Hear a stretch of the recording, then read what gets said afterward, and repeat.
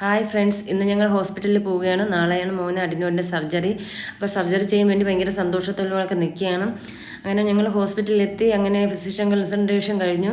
അതിനുശേഷം അനസ്തെറ്റിക് കൺസൾട്ടേഷന് വേണ്ടി വെയിറ്റ് ചെയ്തിരിക്കുകയാണ്. അങ്ങനെ ഡോക്ടർ എത്താൻ കുറച്ച് നേരം വൈകി. അങ്ങനെ ഡോക്ടർ വന്ന് കണ്ടു, എല്ലാം ഓക്കെയാണ്.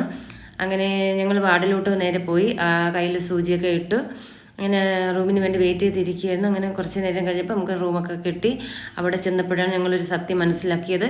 ഞാനും എൻ്റെ മോനും മാത്രമേ ഉള്ളൂ ആ ഹോസ്പിറ്റലിൽ, വേറെ ആരുമില്ല.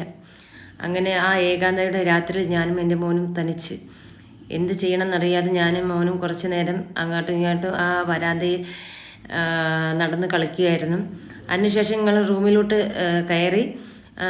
അവിടെ കയറിയതിന് ശേഷം അത്യാവശ്യം കുഴപ്പമില്ല, ബാത്റൂമൊക്കെ നല്ല വൃത്തിയുണ്ട്.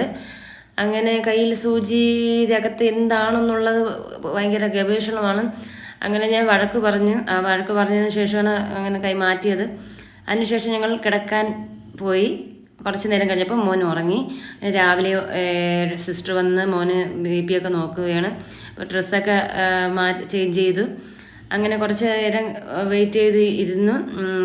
ട്രിപ്പൊക്കെ ഇട്ട് അപ്പോഴേ രാവിലെ എണീച്ചപ്പോഴേ മോന് വെള്ളം കുടിക്കണമെന്ന് പറഞ്ഞു. അപ്പം രാത്രി 10 മണിക്ക് ശേഷം ഒന്നും കഴിച്ചില്ല. അതിൻ്റെ ക്ഷീണം മുഖത്ത് കാണാനുണ്ട്. അപ്പോൾ ബോറടിക്കുന്നെന്നും പറഞ്ഞ് അങ്ങനെ കട്ടിലിൽ കയറി ഇങ്ങനെ ഇരിക്കുകയാണ്. എനിക്ക് വെള്ളം വേണം അമ്മ, വെള്ളം തരാതെ എന്തിനാ ഇങ്ങനെ എന്നെ കൊല്ലാൻ കൊണ്ടിട്ടിരിക്കുകയാണ് എന്നാണ് മോൻ ചോദിക്കുന്നത്. അങ്ങനെ ട്രിപ്പൊക്കെ ഇട്ട് അതിന് ശേഷം ഓപ്പറേഷൻ തിയേറ്ററിലോട്ട് കൊണ്ടുപോയി.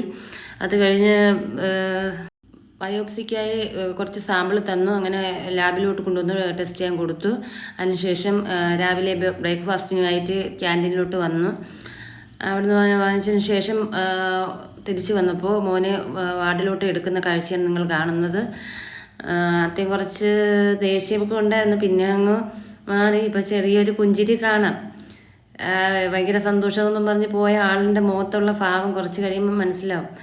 ഇനിയും സർജറി വേണ്ടെന്നാണ് മോൻ പറയുന്നത്. കാരണം വിചാരിച്ച് നല്ല എളുപ്പമായിരിക്കും സർജറി എന്ന് വിചാരിച്ച് പോയ ആളാണ്. ഇപ്പോൾ തിന്നാൻ വയ്യാതെ കരഞ്ഞുകൊണ്ടിരിക്കുകയാണ് പാവം. ഇനി സർജറി വേണ്ട എന്നാണ് പറഞ്ഞുകൊണ്ടിരിക്കുന്നത്. കാരണം കുറച്ച് നേരം കരഞ്ഞു. കാരണം തൊണ്ടവേദന ഉള്ളത് കൊണ്ട് കുറേ നേരം കരച്ചിൽ ആയിരുന്നു. അപ്പോൾ ഐസ്ക്രീമൊക്കെ കൊടുക്കാൻ പറഞ്ഞ് അങ്ങനെ ഐസ്ക്രീമൊക്കെ കൊടുത്ത് ഇരിക്കുന്ന അവസാനം കാണുന്ന കാഴ്ചയാണിത്. അതിൻ്റെ ഇടയിൽ പാട്ട്, ഡാൻസ്. റെസ്റ്റ് എടുക്കാൻ പറഞ്ഞതാണ്. നല്ലോണം റെസ്റ്റ് എടുക്കുന്നുണ്ട്. നാളെ അറിയാം.